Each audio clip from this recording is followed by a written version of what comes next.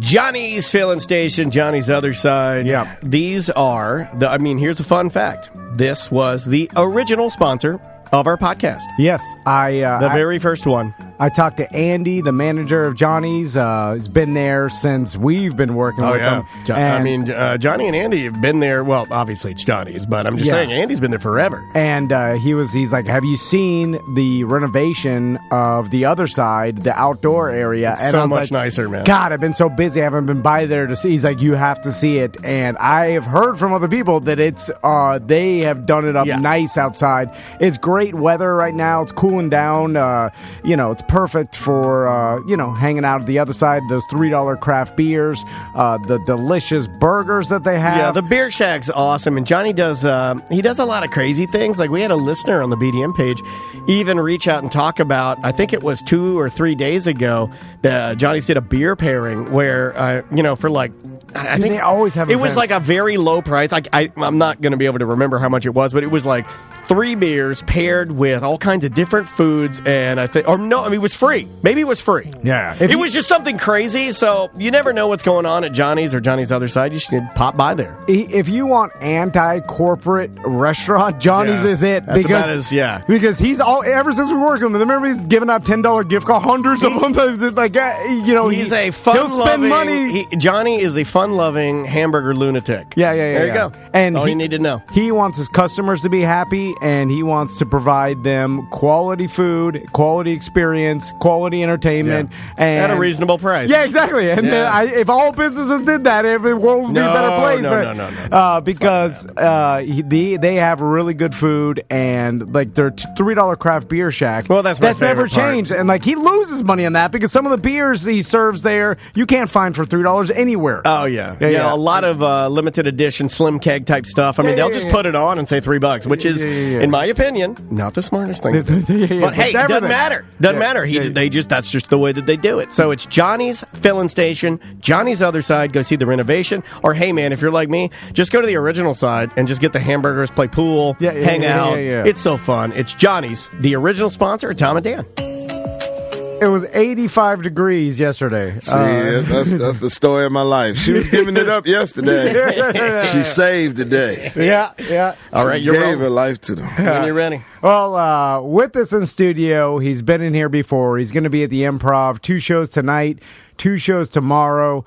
1 show on Sunday. Yeah, you better and get on those selling tickets. Out oh my fast. God, yeah. I think there's been a night. Well, I went to the Saturday website. Night, I went to the website because I get begged. I'm like, oh, give me the tickets. I'm like, nah, that's not the way it works. Yeah.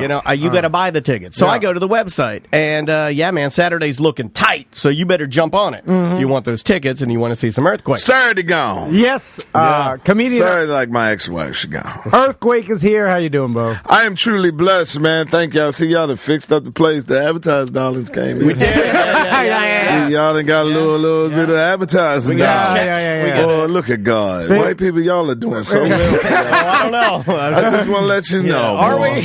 Y'all are doing well for yourself. You must feel good. Kind of looks like we're destroying a lot of stuff. No, y'all doing well. I don't know. I've been to some podcasts and it didn't look this good. Oh, podcasting. I thought you just meant white people in general. No, white people, y'all doing well.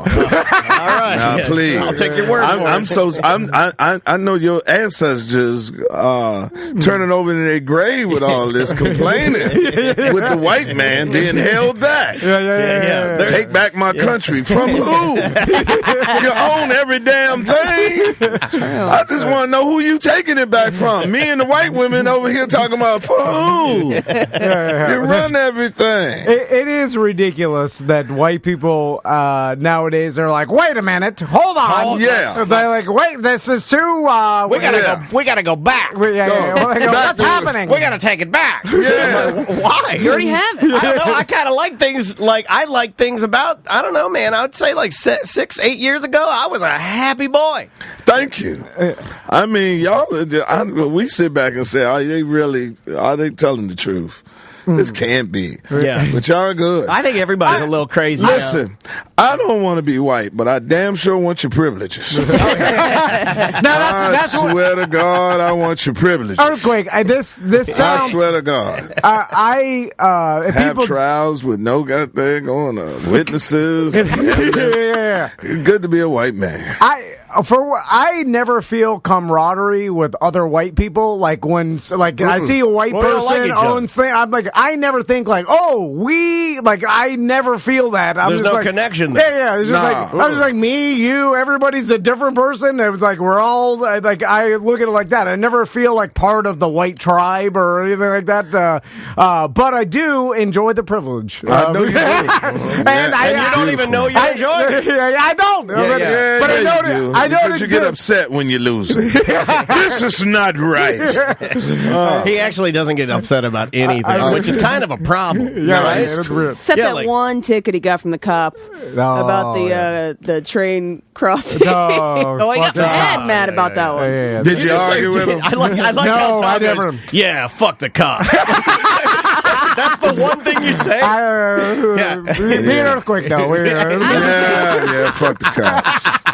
I mean, we love them when you need them. Yeah, but the rest of the time, fuck them. Fuck them. I just don't like the tickets. Unappreciative warrior. How you been, man? You been man? I've been perfect. You've been on the road as much as you usually are because, man, you go. Hey, man, I'm great, man. Life is great. I'm healthy. Have no more kids. Nice. I don't have no woman getting on my nerves. Nice. Earthquake, I was going to ask you about that because I read an article and about a crazy fucking story. And then that I he couldn't yells believe. from the other room. He's like, I sent you an article. And then she comes in and she goes, I read an article. Which one? Which I think you know which one. Holy crap. It was a story. Was that about, Cleveland, right? about. about the counterfeit baby. Yeah. Counterfeit baby. Yeah. I've never. I made that up. I named it. No, I did. Fantastic. I came up with it. Counterfeit baby. That's like a band name. No, what it is when a woman put a baby on you when she knows it's not yours. There's nothing else you can do. It's called the part of the article that spiraled a little bit for me that like it started getting hot. I started getting hot was when when you said, or at least the reporter reported that the rest of the family, her family, was all sort of. They was all in there. It was like the Truman. Remember Truman? Truman Show. Yeah. I was Carrie. Yeah, I'm the only one that didn't know that the little baby wasn't mine. And you were taking care of the baby. Yes, taking care of the family, put her through school. Made nursing school and then invested into her business that we had together for her to put independent contractors, which is nurses in the in the jails and everything. A very lucrative business that I'm suing her as we speak right now. Really? Wow. Yeah, God. because damn. I was paying for the working capital to get it, and with that, and then also to get my money back for 3 years of extorting me. Wow. And now she was doing it obviously because for the money, right? I mean, she was like, I don't even know because of the money, because I've been knowing her for 14 years and she never asked me for anything. Huh. When and what I do with the women I date with, I don't buy them Chanel purse. I say, well, let me invest in your purpose, because if we're gonna have we're gonna have a future. Sure. I would hate for you. You'll sit there and say you done lived and found what you doing, and you feel worthless and not fair. And then you got a woman in your bed in the fetal position, crying and ain't performing no sexual acts. Yeah. So instead of buying her like jewelry, I put her through nursing school, and she became a RN, and then she started working at the jail in Cleveland. And then I told her that's kind of dangerous, because once they uprise, you're the first one they're gonna take. So we came up with a company that employs nurses in the jail, and we got a government contract. I got a friend of mine that does good for government, and we won the first one. This is a great business. Wow. And, yeah, it is. It's lucrative, and we got the first contract. I think it was about $400,000, and when my money came in, I had to do the payroll for the employees, the nurses, and everything until the check came in. And anybody that does does government contracting, it takes them a while to bring you your money. Oh yeah, you know what I mean. And so I just floated her till that time, and it was a hefty bill. How did you find out? I was doing something just like this, a radio show, and a dude called me and thought that I was involved with her, and he took her phone and read our correspondence between each other and found out we was just co-parenting, and he just felt it his duty to say, hey man, that is not your child, that's not your son, and here's the real dude. And then he screenshot me her having conversations with him during the time, so that's when she knew all along. Wow. So she knew that the real father was this guy, and he told you, like, hey. No, her current boyfriend told me who the father of her or true biological father. Gotcha. Yeah. Were you instantly, like, did you instantly get a hold of her and just everything No, gone? I never talked to her again. Whoa. No. You didn't even you didn't have your say. I respect that because what say is that a say, right? But I respect that because I'm the guy that always I got to track you down. I got to yell at you. For what? Right? For exactly. What? You're right. For what? You already told me what I needed to hear. Yeah. Your actions told me. I don't believe in that. Give me closure, and I need to know. Because you already got it. No, I just feel. I think people, if you truly of your ilk and your worth, you take away who you are. You separate yourself from them people. Yeah. It's a privilege to be around good people that would do these things for you. And I'm Luther Vandross. Give me a reason to leave you. Yeah. And I'm looking for that. Earthquake, have you found in your career, in your life, has this happened before where people have, like, basically tried to, it's almost like extortion, or just, like, ask you for money, ask you for loans, try to have you invest into their business plan? Because you got a huge name. You've been successful for a long time. Yeah, but I turned them all down. It was different then. This was the mother of my child. Of course, sure. Time. And, you got a whole life with it. And you want to see the person who's raising your child, especially as a man. You want my son to see his mother and her full potential and her to be financially stable and have her own. So you want to empower them. So to be honest with you, it was self-serving too, that this way you ain't always looking at my pockets. So I've always went into that, but unfortunately found out that she wasn't mine, and I was upset. And then about 5 minutes after learning, I broke into my Maury dance. I started happy. Yeah, the kid ain't mine, because I didn't want one anyway. Because it happened, when my mother died, and I went to see her in momentary, and that's when it's supposed to have been conceived, and she knew how I felt, and I gave her money so we could, alleviate this problem. Sure. And she said, "No, I can't do it. God, religious purposes." I said, "Oh, God, is this the same person that stole makeup from the Mac counter?" Now we're saved now. Well, I swear. So makeup from the Mac counter. Wait a minute. You go over there. I don't know, man. Some jokes just they hit me so hard. Yeah. That's so good. That is so good. This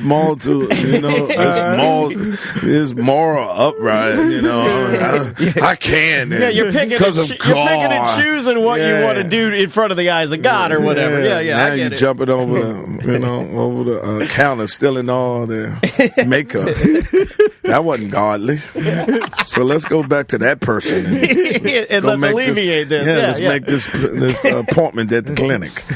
And so once she, as usual, she said no, she wanted to have them. So that's when you immediately go into co-parenting, and you want to stabilize her and make sure she it. And that's what I did. And that's what I do with what I do from each mother of my kids. Is that weird for you to to never see either of them again? Like, did you have to kind of make peace with that? I saw her last week because she was being deposed. We're suing her, and she was in court last week. And no, not really.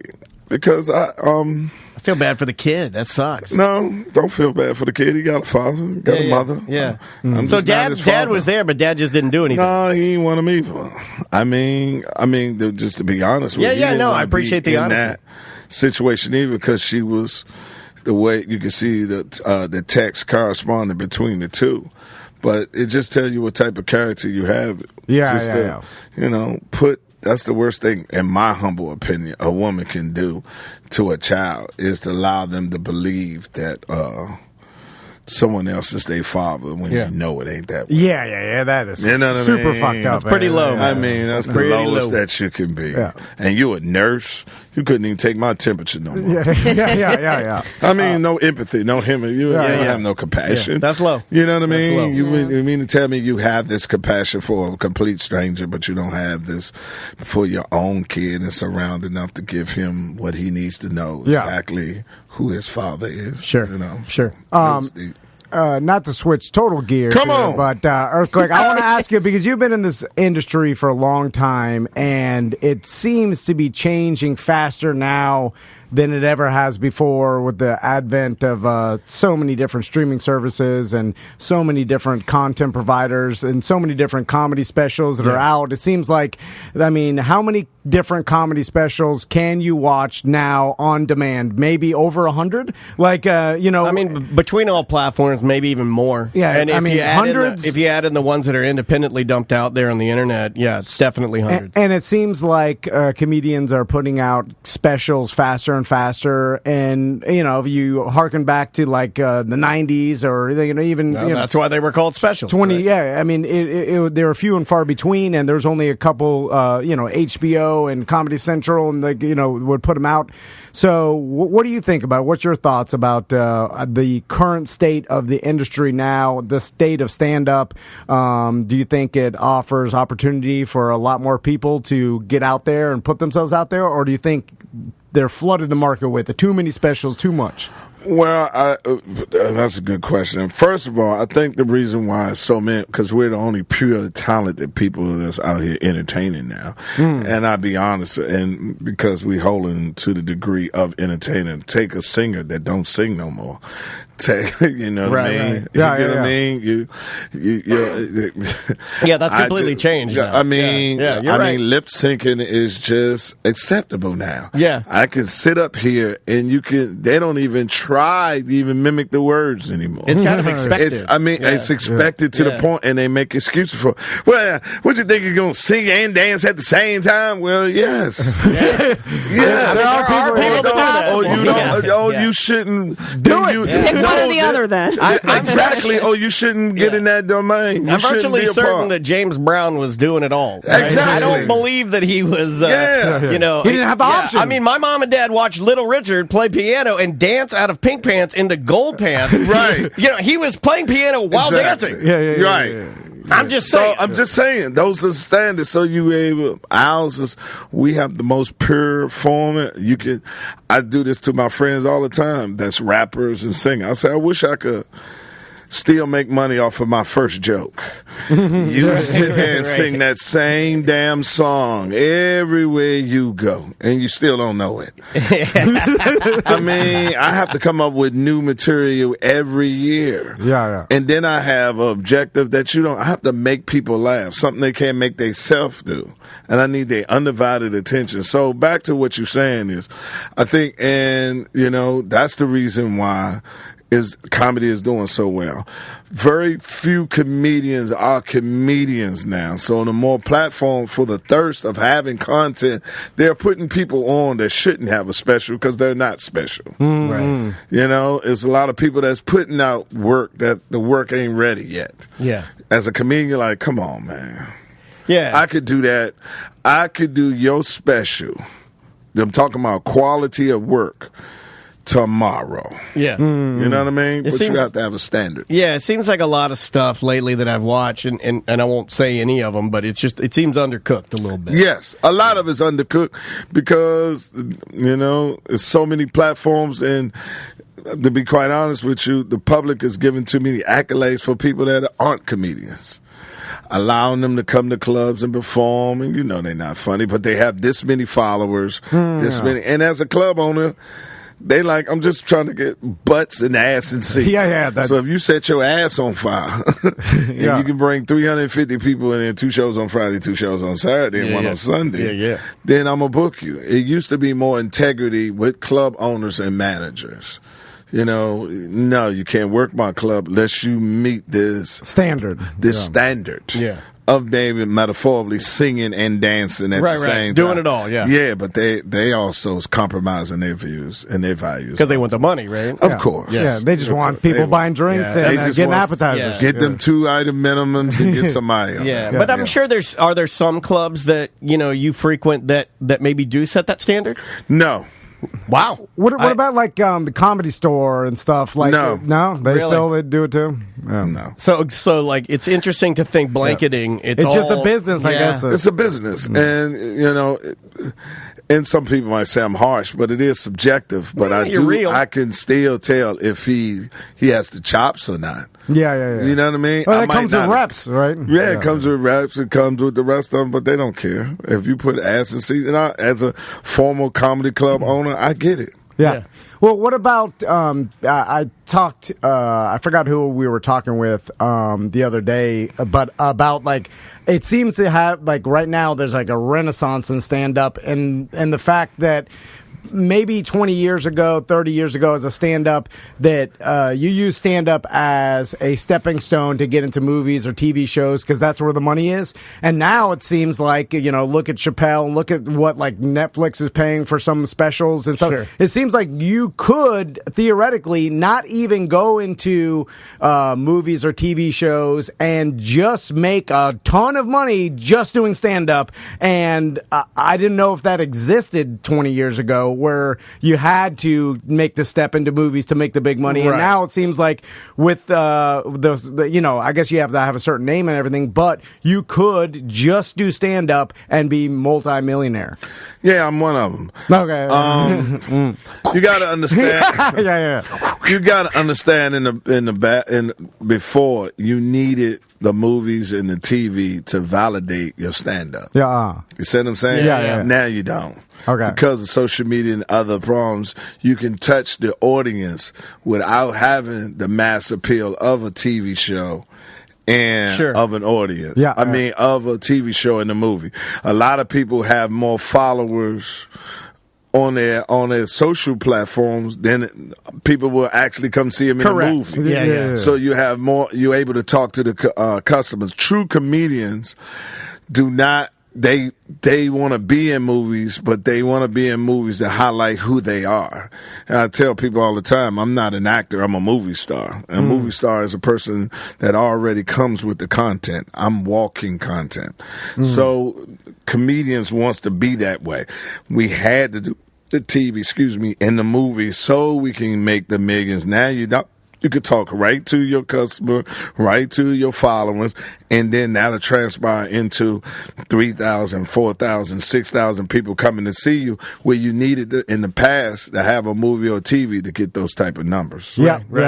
And on your Instagram, I've noticed you put a lot of like kind of smart stuff on there. I enjoyed that. Smart. Man, I've been following you for a long time, but smart black guy. I like but it's like you put up socially aware things, little videos, little snippets that kind of give me like maybe a perspective that I don't have. I enjoy it. I think if you're not following them on Instagram, you should definitely. It's a real earthquake. Because, being in the military for 9 years, it was the best move I made in my life because it allowed me to meet you, and not you yourself, but someone out of my geographical location, and found out from the noise that we have more in common than we have difference. True. And some people just, on both sides, capitalize on our difference, which keep us separate. And I just feel it's an obligation that, to talk to people and let everybody know, don't believe it's all of anybody. It's not all of y'all, ain't all of us. It's individuals, and we have more in common.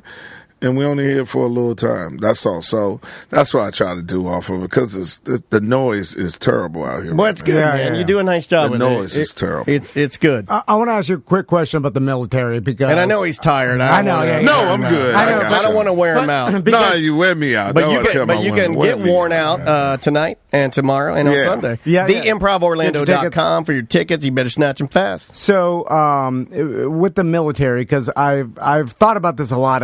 Some of my friends that have been in the military, and it seems like they got something out of those 4 or 8 years or 6 years they were in that I think is so valuable to a person. And it doesn't necessarily have to be the military, but it's just like being somewhere with super structure gave them like a different outlook on life, about discipline. They're participating in something that's bigger than themselves. You know, they're part of that group, and it's just not only bigger than themselves.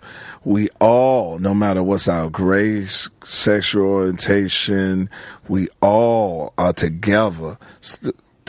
Coming together for something bigger than ourselves. Yeah, and you got to accomplish a task. It's the biggest company, the biggest form. The military is the biggest sample that this thing we call democracy, equality is the example it is, because we handle racism better in the military than we do in public life, in private sector. We deal with me and you will have to stay in the same dorm, the same room, no matter how you think of me or whatever. You can't come and say, okay, I don't like Quake, and move. Man, like, what about it? What you like don't matter. Yeah. You got to work with him. You have to find common ground. Yeah, actually, you probably don't even get a sorry. You don't even get a sorry. No, you don't get a sorry. Yeah. They were saying that you will get it done. Get your hands back. Find what it is between you two. Your opinion and what you like or don't like does not matter. Does not matter. You will find that common ground. In that common ground for the bigger than yourself. And if we could just take that type and put it in regular life for in the country, we'll be a lot farther. I just think that there's something. It's that structure. You're right. It's something like even the countries that like force people to go into military like for 4 years, like you're they make you serve for like a couple years. Although no one America would never sign off on that, but I feel like that's good for people. Like just that small couple years. Do you feel like it was great for you? To be perfectly honest with you, I think if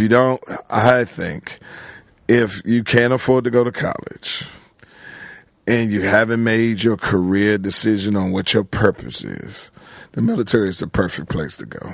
Yeah, it gives you 4 years, what you said, the structure, but you get to meet people you wouldn't have met in your own tribe. Yeah. And because we're so segregated by geographically location. And it perpetuates your thought pattern because you're hearing nothing else but the people that think the same as you do. Sure. This allows you to see different, and you find out, no, there's nothing wrong with that person right there. I'd say this more than that. We all do the same thing. We do it different.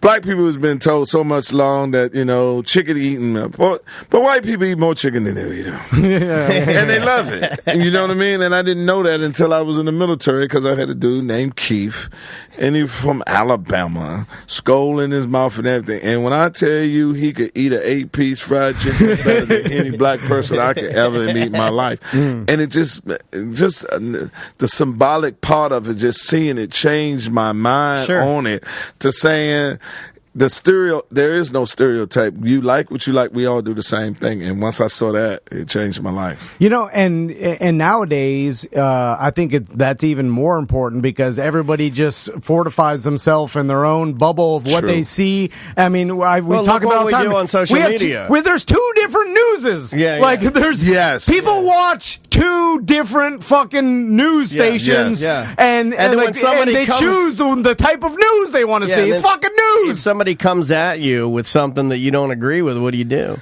It's not like the barracks where it's like, well, it doesn't matter what they're saying. You got to fucking accomplish the goal. It's more, I'll just block them and I'll never look at them again. Right. Well, what does that do? It reconfirms your bias. Yeah, the confirmation bias just puts you back in your bubble. And they don't want to know. Right. Yeah. They don't want to know. Of course not. Right, It's the comfortability of not wanting to know. Yeah. You know, they don't want to hear that part of it because it's a self-reflection of themselves.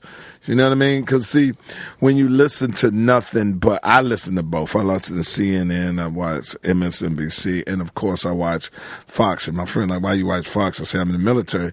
You can't beat the enemy if you don't have reconnaissance. Mm-hmm. So you sit there and you listen to it, and you can get a different contrast on what they cover and what's not. Sure. And it's sad, to be quite honest with you.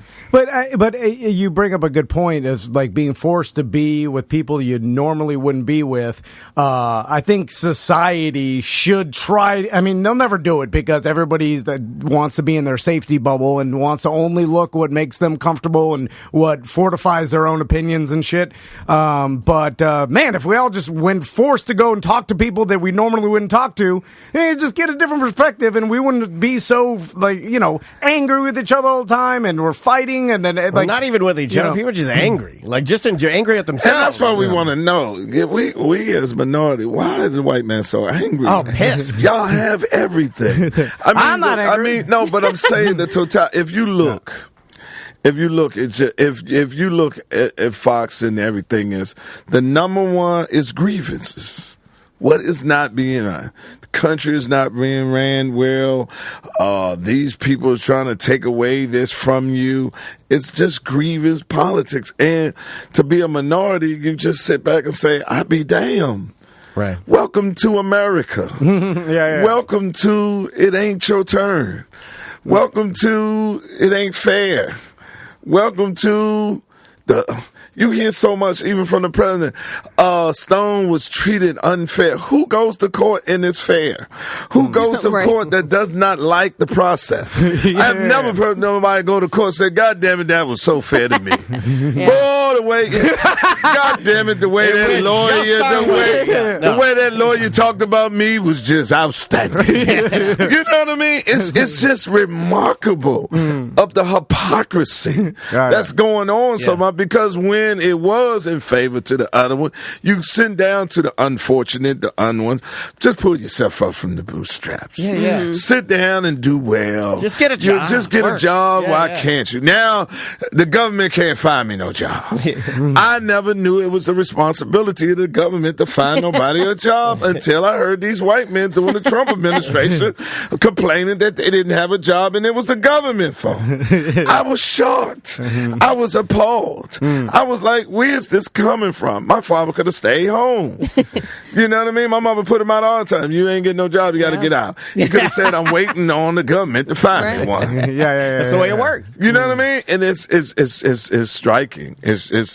And I myself personally, what I'm thinking is the reason why they have to reflect, because if they actually looked and seen, all of us would be mad at the people that stole that $22 trillion that the budget is over right now. You know what I'm saying? It's a lot of dough. Yeah, a lot of dough. I tell you, 22 unconceivable amount of you can't even understand. I don't even know what that means. I mean, like, 22 trillion. I'm gonna be dumb right now. I don't know how many zeros. I mean, I don't. I ain't got it. I've never gotten that high. I've gotten that high, but you know what I mean. 22 trillion dollars. You know what's not $22 trillion?